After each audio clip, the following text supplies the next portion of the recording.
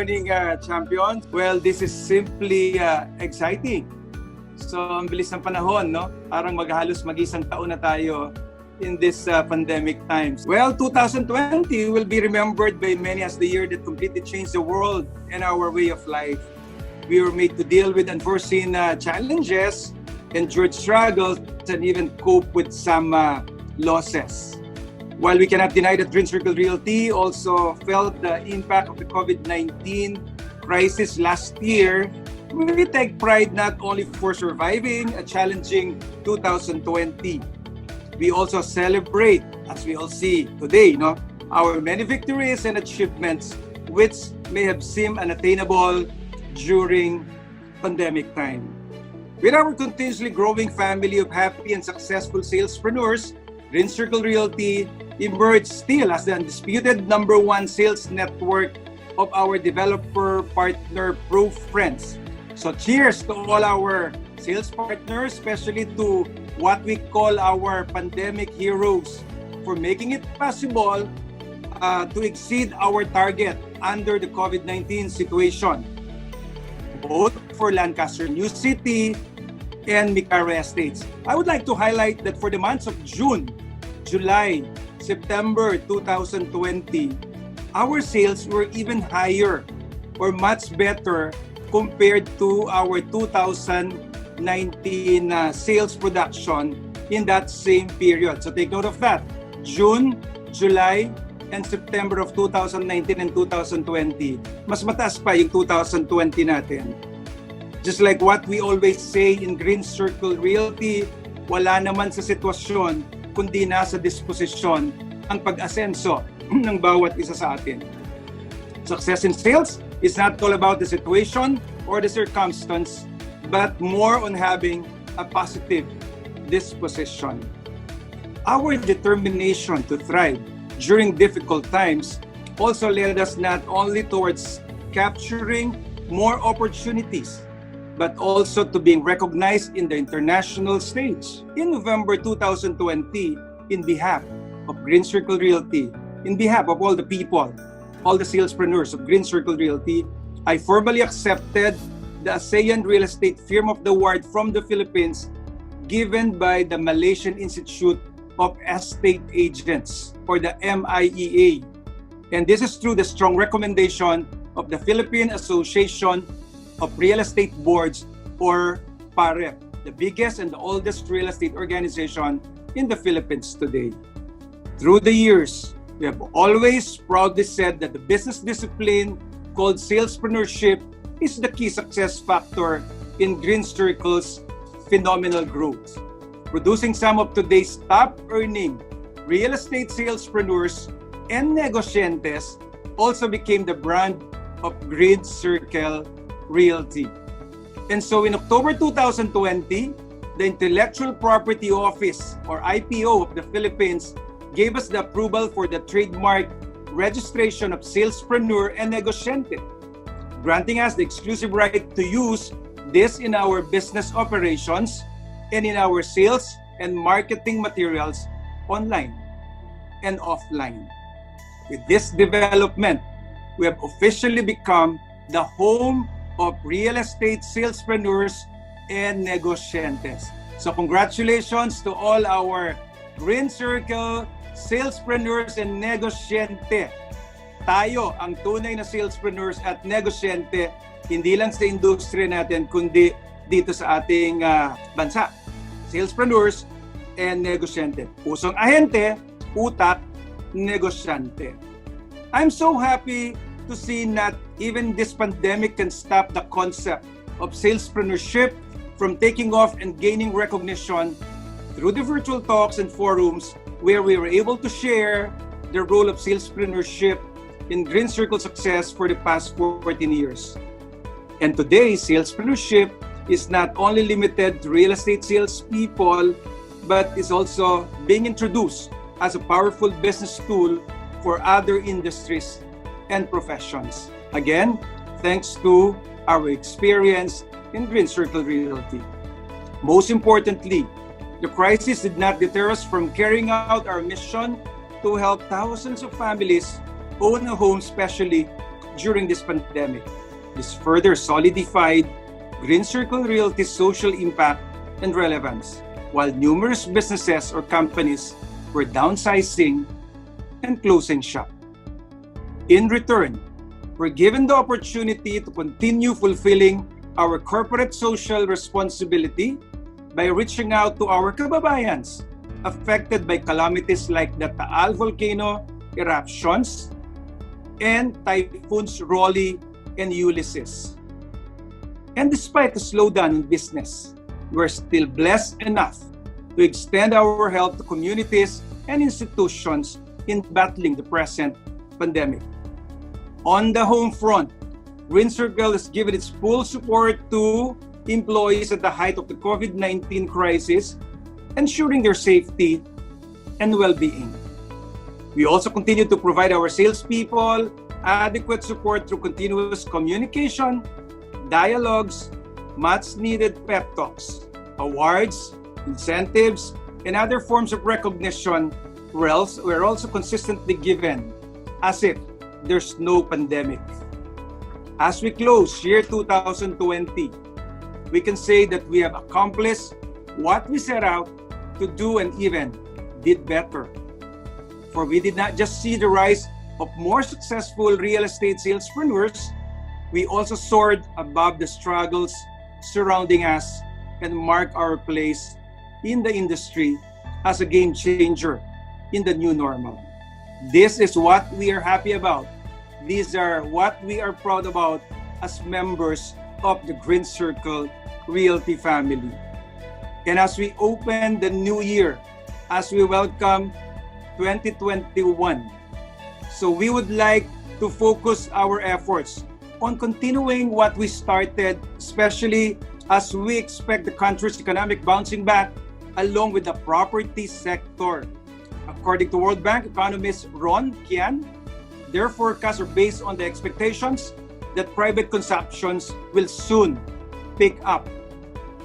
Their study assumed that the government will slowly allow more industries to resume operations, which will revive jobs, of course. Consumers, including our target buyers, will regain their sense of financial stability that would push them to decide on investing on their own home. Speeding up reforms that improve the business environment, foster competition, and strengthen the resilience against the natural disasters will support economic recovery and boost productivity growth in the long term. The approval and implementation of the 2021 national budget is also expected to support a possible economic growth this year, despite all these things that are still happening. But we are optimistic. We are on the road to recovery. Asian Development Bank's 2021 Philippine GDP growth forecast is expected to increase to 6.5% with the government support for the construction of infrastructures across the country beyond the current administration's term. It will increase demand for integrated communities outside of Metro Manila. The completion and upgrading of railways, toll roads, and airports will also contribute to higher land and property values of the adjacent areas of infrastructure development. And the great news is access to our projects, Lancaster New City and Nicara Estates, are even made easier through this build projects. For example, the LRT1 Cavite Extension Project, which is 50% complete as of December 2020, according to the Department of Transportation, will significantly reduce travel time from Manila to Cavite. Meanwhile, with the depreciating peso and with the increase of foreign remittances, many OFW families now have more purchasing power to buy and invest in the residential property market. Mukhang magandang balita na naman yon para sa atin dito sa Green Circle Realty, Lancaster New City, Nicara Estates, and the other projects that will soon open. Also, the booming logistics and BPO industries can further establish Cavite as an emerging hotspot for real estate development. As we can see now, together of course with other areas like Laguna, Batangas, Bulacan, Pampanga, Cebu, Bacolod, Iloilo, Davao, and General Santos. Pero importante, yung teritoryo natin, Cavite. The residential property market will have increased importance as work from home and online schooling became the default social distancing solutions for companies and educational institutions. An increase in demand is seen for single detached, single attached, townhomes with lots outside of Metro Manila, as well as mid to high-end and low-density condominium development in CBDs or those near Metro Manila. There is also a surge of real estate investors, hindi lang yung mga OFW, hindi lang yung mga mayayaman. Pero ito rin yung nabuo na grupo ng mga tao na willing mag-invest ngayon sa real estate because they save a lot through the expenses na dati ginagamit nila for travels, purchases of automotives, luxury vehicles, and other luxury items. And with more people focusing on long-term investments, as well as on being in a safer and more secure environment, homeownership has become an utmost importance and a major necessity today for most people, for most families, including our target buyers in our projects. This will lead to more township developments aimed at providing pandemic-proof and residential lifestyles becoming in demand in 2021. It's also important to note that technology and digital disruptions will also continue to shape or transform the way business are being run today. For us in the property sector, especially online selling and web-based marketing activities such as virtual house tours remain as the most effective tools to tap home buyers and close sales without doing face-to-face transactions or meetings. Pero sabi nga nila at Green Circle Realty, we just don't hope for the best. More importantly, we prepare and do the necessary work for it. It has been our constant belief that success is the cornerstone where opportunities and preparation meet. From our wins in 2020, marami tayo na may pagmamalaki na winnings natin, victories natin, successes in 2020 amidst all the challenges that we face. And based on that generally rosy, positive outlook that we're looking forward to 2021, we are very excited to face the many possibilities and opportunities in this brand new year. Once again, it is all about using the right strategies as we do our day-to-day business. This is why our key strategies and plans for 2021 are already in place. These are the following. The first strategy, of course, we will do massive recruitment and expansion in 2021. Yes, magpapalaki tayo at magpapalakas tayo ng ating organization because napakaraming opportunities. There's an opportunity for everyone in Green Circle Realty with this 2021. Number 2, training and development. Hindi lamang tayo magpapalaki, hindi lang tayo magpaparami. Siyempre, kailangan tayo magpakadalubhasa. Diba? Excellence is everything. Hindi lang quantity, kung hindi quality. Kaya, yung mga nakapasok na, tuloy-tuloy lang tayo. We will announce to you the things that we have to learn some more so that we can be the best version of ourselves. Number 3, project expertise development. Siyempre, yung iba expert na sa Lancaster. Yung iba expert na sa Mikara. Yung mga bago nating papasok, di ba, tutulungan natin maging expert either in one project, in two, or in all the projects. But later on, we'll get to hear new projects being put in our inventory. So kahit bago yung mga projects na yan, dapat we can gain immediate expertise. Number 4, customer service management. We have to take care of our customers. We'll work together with our developer. But definitely we are the frontliners So tayo mag-aalaga sa mga customers natin with the help of Green Circle Realty support team. Number 5, we will focus on business branding management. Professionalism, integrity, yung lahat ng kailangan na maiba tayo sa iba. Iba sa Green Circle. Dapat yun yung maging brand. Salespreneurship. Number 1, sales network. Let's continue harnessing our brand and get identified with the brand until we are willing to be identified, be committed, and be proud of our identity. And that is for year 2021. Of course, alam ng lahat ito, number 6 is digitalization and social media management. Because 2021 is entirely different but exciting year ahead of us. Let's go digital, be a friend of technology. Number 7, network building and strategic alliances.